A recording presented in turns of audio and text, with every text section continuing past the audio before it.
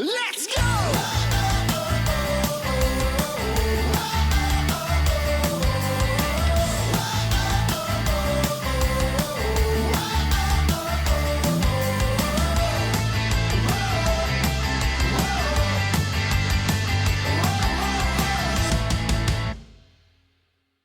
Welcome into Behind the Brand podcast. I'm Adam Hayes. To my right is my co-host, Bob Paden. And in the center is our guest today, Scott Flood. Welcome in. Thank you. Thanks for having me here today. No, you're welcome. So tell us about you. Well, what there is to tell, I write for a living. People say, what are you? And I'm a writer, more specifically a copywriter, doing business writing versus journalism type stuff like that. I've been doing it now for over 40 years. Started off working in advertising agencies in Chicago, migrated my way down to Indianapolis. And after spending 13 years in several different advertising agencies, thinking, well, maybe it would be better for me if I just moved into my basement and worked for myself, and have done that ever since. So it's been since 1995 that I've had my business, Scott Flood Writing, handling all sorts of work for all sorts of clients, including a number of advertising agencies. Really everything from straight advertising that everybody thinks about to developing white papers and case studies and blogging and all that sort of thing. It's a great way to make a living, a little strange to some people, but I have always enjoyed it. Every day brings something new. I'm not quite sure what's coming in over the transom, but sure, it's interesting. And Yeah. I love learning about how different companies work and then helping them tell their stories. That's awesome. So let's back up a little bit. What led you to get into copywriting in the first place? Boy, I talk about that's a long, sordid story, but I started school as an accounting and computer major, so that's kind of a big departure from that. That'll have you change your career path. Right, Exactly. And I enjoyed it, and in fact, I've worked for a lot of companies in the accounting and finance sphere and in the tech world with knowledge that I had from back then. But at some point, really, my true love was radio, and I wanted to work in radio, so I changed my major and started working. And while I was working at a radio station, playing elevator music and not much else, and a lot of recorded programming, the particular station at night had a program that played some really hard rock all evening. And they published a magazine that went along with it, the owners did. And I would read the magazine and I'd read the articles, and I enjoyed music and knew something about it, and kept thinking, I could write at least as well as anybody who's in here. And so contacted the editor, and within a short time I was the assistant editor and generating a whole lot of content. Come time to get out of school, and as many of us in my age now, schools have big placement offices, but we really didn't have that back in the day. And I had this vague idea that advertising agencies needed writers. I wasn't sure exactly why or what they did, but 2 months after graduation, I found myself working on Michigan Avenue, and people would come to me and say, hey, can you do this? And I'd say, sure, I can do that. Yeah. And then figure out how to get it done. So it's kind of like I said, it's a strange way to make a living, but I enjoy it. The rest is history. Yeah. So who do you really like? I know you do work for diverse clients, right? But what genre, what topic, what industry? Is there a favorite at all? My absolute favorite is organizations that do something that nobody understands but really needs to. Okay. They offer services that would be very beneficial to their clients and their customers, but those people don't really understand either how it works or how it could apply to them. So anytime I have a chance to take that and explain it, I love doing that. And what's funny is I found that a lot of clients are kind of shy almost about what they do. Of course. And you say, well, what is it that separates you from your competitors? And you always say, well, we do pretty much the same thing. But then when you dig in a little more and you say things like, well, what is it that made you start your own business? Then you get the real story. And then you've got something where you can celebrate what they're doing. Yeah. And I love seeing, nothing makes me happier. Most copywriters in the advertising business are most concerned about the number of awards they win. What makes me happiest is when a client says, hey, our sales are up 25% over last year. Then I know that I've hit the target. You bet. That's what I'm supposed to be doing. The man behind the curtain. Right. I'm A little bit of the Oz, right? Yeah. Exactly. I'm perfectly okay. happy to stay The Wizard behind of the curtain. Copy. So what do you think the main maybe misconception of owners about what you do? Like when you meet an owner for the first time, they may not even know what you do. So I'm just kind of curious how do you get through that challenge? Probably the biggest misconception, and this is really across the board, is everybody figures, I can write. I went to college. I wrote a lot of papers. I can write. Why would I need to hire someone else who can write? When it comes to marketing materials, I know I'm not a graphic designer, so I can hire them, or I'm not a lead generation specialist, so I can get, but I can write.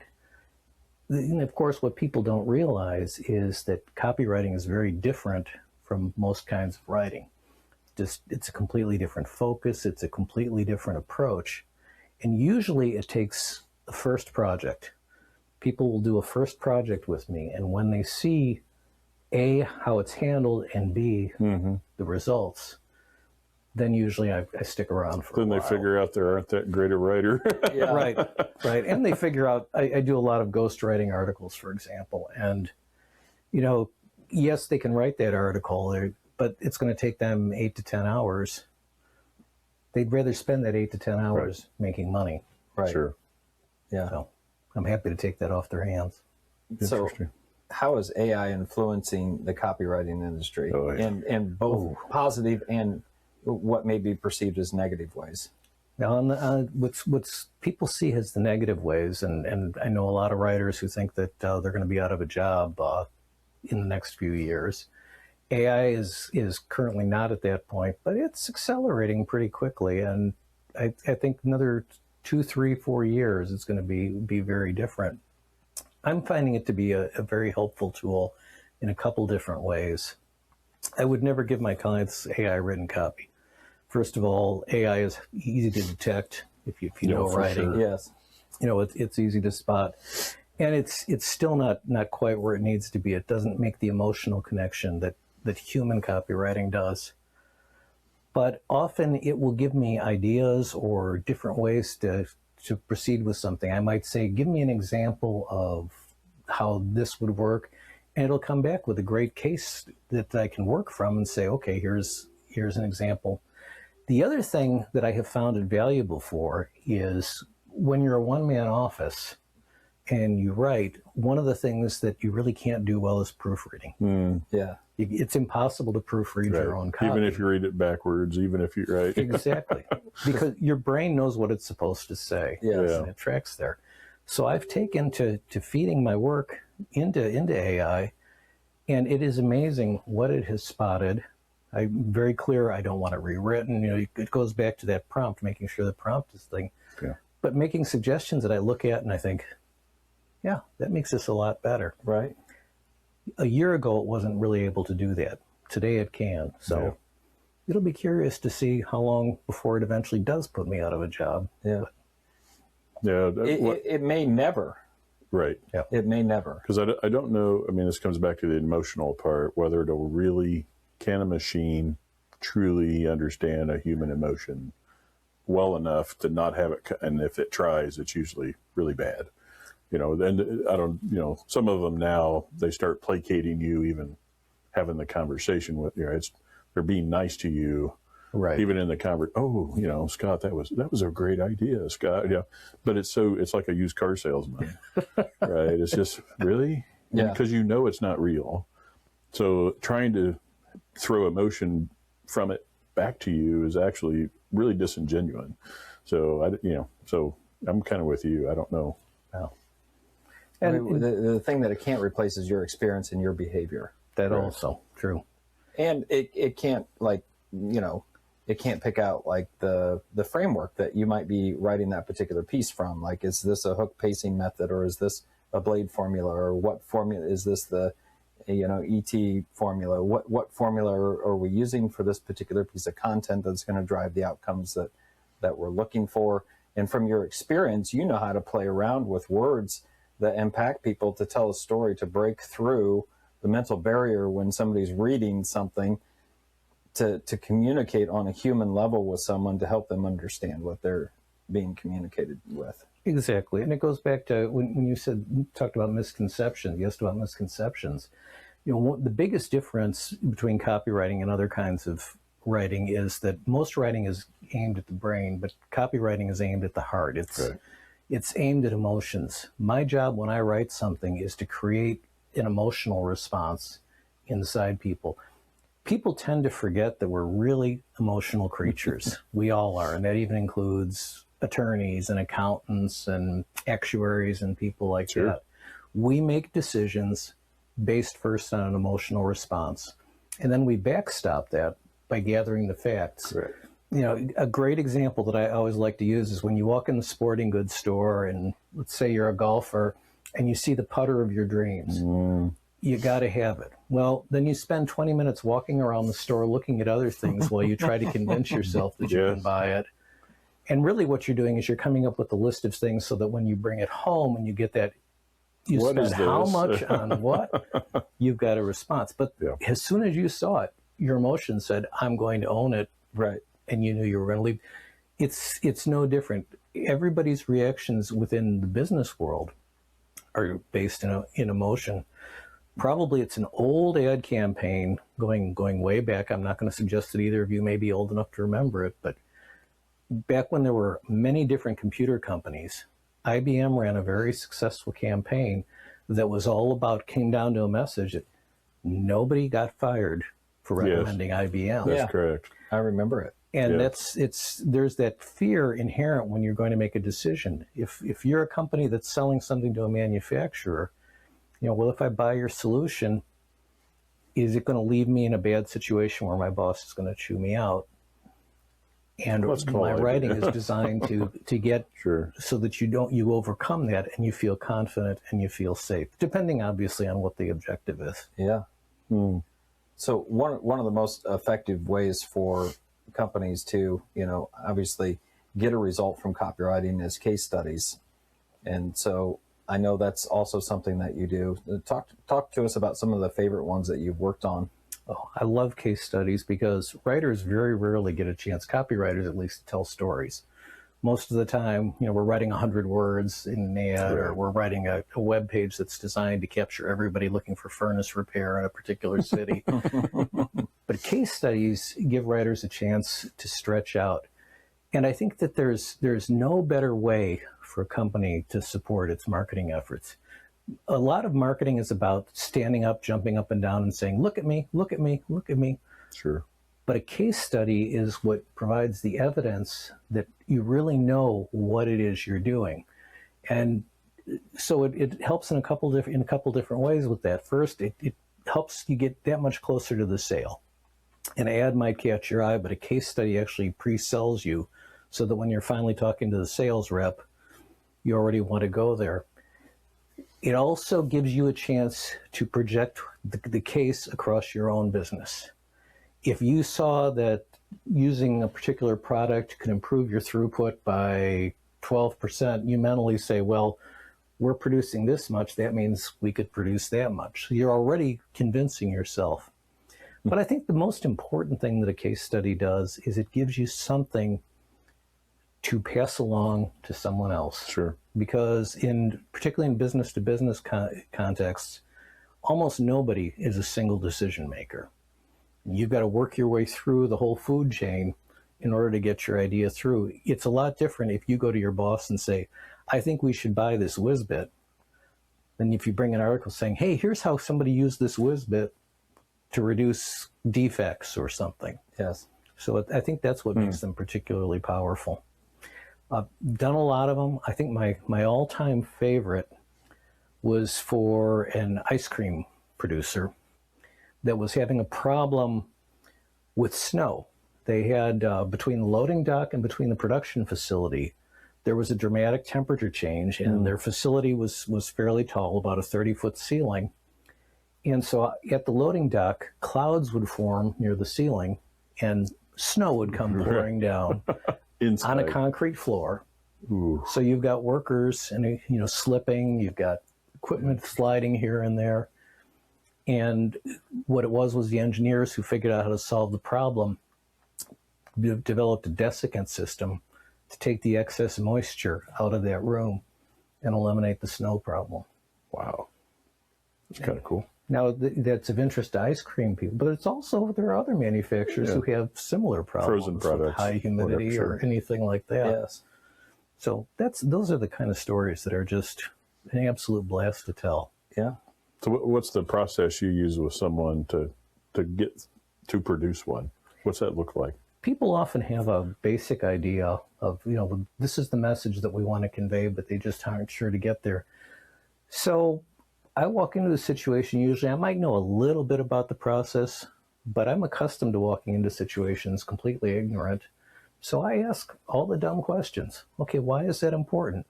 All right, well, why is it done that way? Why do you do it that way? And the more you talk to people, the more they open up and the more they tell you the real story and what makes it work. And that's where the story comes out. Lots of times you're talking to a production engineer and they're not known for giving you detailed answers. They usually, it's very quick. Well, we do this and this. But when you keep pushing by asking those basic questions, then they start to get animated because here's someone who's actually interested in what I do for a living. And they start telling more, and they start telling what they're proud of. And voila. Exactly. And often that's where the hook is that makes the story work. Interesting. So it's... that right there is, in my opinion, why it's going to be hard for AI to replace it. Correct. Because they won't know. Maybe it may learn how to ask the right next question. Well, it also can't see the facial expressions of that product engineer. Correct. And understand, okay, now I have permission to ask a deeper question. Right. Okay, now we can take based on that answer, now I can take the line of questioning in a completely different direction based on the answer that they just gave. Yeah. And I just don't think that AI is at that level, and I don't know if it'll ever be at that level. No, I don't think so. I think that that human element is just so important, and I think we may all become people who sit behind keyboards all the time and everything else works automatically for us, but we're still going to need that human input 100%, and people are still going to need evidence to move forward with decisions. Yes.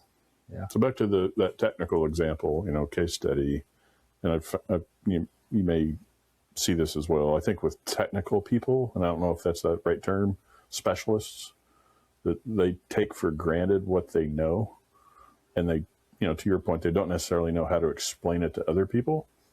I'll call, the unwashed, the uneducated, whatever you want to write. I mean, it's like, just average Joe citizen who may use, their particular product or service, but they don't know what's happening behind the scenes. But I think sometimes those specialists truly just take for granted what they know that other people have no idea, right? And so all they tell you is that front, and then they leave out the back part. You don't need to know the detail. Maybe you do, right? Or at least the how or the why and those kind of things. There's a story in there. There's a story in there. The other thing that trips them up as well, and that's very key to it, but the other part is language. Because, for example, aeronautical engineers are some of the smartest people that I've ever known. We know a few, right? Right. But yet when they start talking and they start using all this terminology that's out of graduate level work, ordinary people don't use it. Yeah. Another common example I love to cite is educators. Educators are smart people. They do an amazing job of teaching other people about things. But when they start talking to non-educators, mom and dad show up for the third grade parent-teacher conference, and the teacher says, little Billy scored at the 82nd percentile on a norm-referenced formative assessment. What? What? And mom and dad are sitting there thinking, okay, does that mean he's smart? Are we taking 82% better or worse? do we take him out for ice cream? Do we leave town? And the same thing happens in so many corporate settings, and whether it's an engineer or whether it's an accountant or a finance person or something, they say things and everybody else just looks back with a blank stare. Because another thing about being human is we don't like to look stupid. Right. For me, that's a secret weapon. I'm perfectly willing to look completely ignorant if it gets me the information that I need. Yes. But humans don't like to admit they don't know things. 100%. Back to ego. Yeah. Yep. All the way back to ego. But it can be broken down with the right questions and authenticity Yeah. to, get the story that you need. Exactly.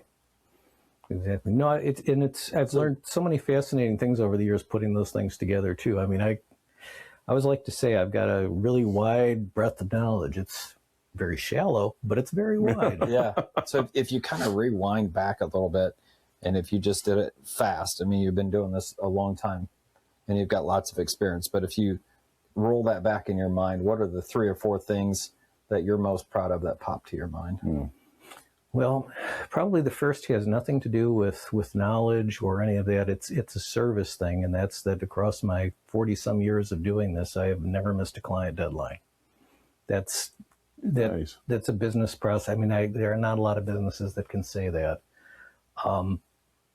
I think another thing I'm very proud of is that I always become a very strong advocate for my clients, to the point where I almost could go out and sell for them because Sure.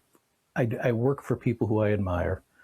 I am so impressed when I talk to some of these people and their knowledge, and I want that knowledge for other people to know how smart they are. So that's a key point. And the other thing is, I just tend to take a very practical approach. I grew up, my dad was a straight commission salesman, and I used to go out on sales calls with him once in a while, and I'd watch. And so often in marketing, we get into this lofty language and these phrases: commitment to excellence, dedication to quality. If he Quality, service, and value. if he stood there and said that to a customer, he'd Right. walk away without an order. Right. So I learned that, you go in and you just get straight to the heart of things. What's the problem you're having? Here's how I can fix it for you. Right. And that's really guided the work that I've done. That's awesome. Interesting. So from a go ahead. copywriting perspective, what else would you share with us, about that world that might help somebody better understand that? I think that another point that is very important is that when you work with an outside copywriter, you work with someone that doesn't come to a situation with all your knowledge and all your baggage. Companies will so often know something so well, or they'll have such a history with something that, again, they assume that everybody else Right. shares that. And it takes an outside person sometimes to say, well, why is that important? Well, why wouldn't you do it this way? Or why shouldn't people do that? And even though sometimes when I ask those questions, I get a look back like, what kind of idiot are you to ask that? That's usually at the heart of what it is, because other people outside the company don't know those things either. Sure. So I have to stand in and be an advocate, not only for my client, but I have to be an advocate for whoever the audience is going to be. Yeah. Because that's who I have to connect with on an intellectual level, but more importantly, on an emotional level. Yeah, absolutely. Is there a time that stands out where one of your clients, literally, the light bulbs went off after, right? Is that fairly common where they just go, I never realized how bad we were, right? Right. No, they don't. They won't often admit that, but Yeah. usually you can tell when they say, "Can you do something like that for this product? Or, can you do something like this with this client?" Or, "Wow, this is a great way to explain that. Now let's do this with this Sure. person." And that's when I know I've hit the target. Yeah. Nice. So back to the beginning. You grew up in Chicago? I grew up in Chicago, down the southeast side of the city, down by all the steel mills, Oh, Yeah. nice. and Soon to be the home of the Chicago Bears, maybe. Yeah, So- potential. I think it's a ploy, but we'll see. I was the site is about 2 miles from where I last lived. Yeah, So there you go. know it well. Fished in that lake many a time. Yeah. Yeah. And so My what great brought grandfather you? worked at U.S. Steel up there as a chemist. Yeah. So what made you? How'd you end up in Central Indiana? Well, it got to the point where, at that point, I had my 2 sons. My daughter hadn't arrived yet, but they were nearing school age. And the Chicago public schools really are not particularly known for being very good schools, unfortunately. I hate to say that. and we would have had to look at finding a private school of some sort. Sure. We were also I was looking to shorten my commute. I was living in the city, working in the city, and on a good day, it was still an hour 20 each way. Wow. So you eat up a lot of time. I did a lot of reading, got a lot of good reading done, Yeah. but was looking just to shorten the commute, go to a simplified lifestyle. Had a brother-in-law who lived down in central Indiana, and every time we came down and visited him, we'd look around and say, not so bad down here. It's kind of quiet down here, isn't it? Yeah. And then we started looking into the financial end of it and realized that the cost of living was probably about 25% less. Yeah. So I came down here, made a little more money, but was able to live a better lifestyle because of that cost of living. Yeah. So what are some of the things that you miss about Chicago? The lake, first of all. Sure. Living within where I could smell the lake, Yeah. that was a big part of it. Really missed the transit system. Yeah. Nice to be able to get Just everywhere hop and on. not have to worry about driving. Yeah. In fact, where I live now in Indianapolis, I'm right by the red line, and I use it frequently if I'm going to a meeting downtown or something, just so I don't have to mess around with parking, which has become more expensive downtown. Oh, yeah. Yes. So I really like that. I'm just so impressed at everything that's within a 2-hour radius of Indianapolis, too. There's some, I can be in Cincinnati, I can go Sure. to Louisville, I can go to all these, so many great state Columbus, parks. Ohio. Yep. I love hiking, and Chicago. I can A go little to, extra, but yeah. I hate driving 65. Oh, I know. but- It's awful. Yeah. Yeah. I understand. But no, it's, Although it's better now than it's been in a while. Yeah. It's from a construction standpoint, at least. Yeah. It's not bad until you hit Chicago. Yes. That's brutal. It's always. It doesn't matter when you're there. Yeah. It's just No. always. So what do you like to do for fun? well, hiking is one that I really enjoy. I like biking as well. I haven't done as much of that, but I grew up as a kid walking. My mom, living in the city, didn't drive, and so we walked or took the bus everywhere. So to this day, I still get out and I walk all the time. I am a currently inactive model railroader. Okay. Oh, nice. Love model railroading, What but scale? HO. Okay. But For the uninitiated, what's that? Big, small? Yeah, just the Bigger? Yep. 187th, like Yeah. typical Yeah. car about that big. Okay. Yeah. You get any smaller than that, and with my eyes in the state that they are now, I can't see it. You need the big magnifier. Right. Is it on the track? Is it off the track? Exactly. Working on parts can be difficult too. Yeah. So those are probably the big three. So Nice. as being in that, do you get out to many shows and stuff like that? Not too often. It's the point where you know when you have a hobby like that and you can't actually do anything with it, going out and seeing stuff and saying, "Oh, this would be great. This would be great," and then you go back and you say, "I don't have room for any Right. of this." So Yeah, it's kind of like golf. Yeah. It's not that much different. yeah. What's the coolest setup you've ever seen? I think my absolute favorite is the one at the Museum of Science and Industry in Chicago. Okay. Yeah. Yeah. Which is just extraordinary. The layout that they had when I was a kid was fun and very cool. It was larger, was O scale. But when Santa Fe Railroad or Burlington Northern Santa Fe paid to have them completely updated, and they basically reconstructed it to represent a trip from Chicago to Seattle Oh, interesting. with everything along the way and all the different types of industries, and they did such an amazing job.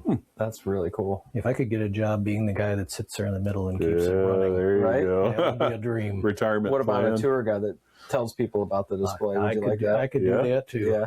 I would be. Would you wear a happy to do that. conductor's hat while you did it? They would probably expect it. Yes. But they'd have really good copywriting for the marketing for the Exactly. event. Exactly. Scott, it's been great having you on. Yeah, I really It's appreciate been it. enjoyable. I appreciate the time and your interest. So thank you. Not a problem. Likewise. Happy to have you. Let's go!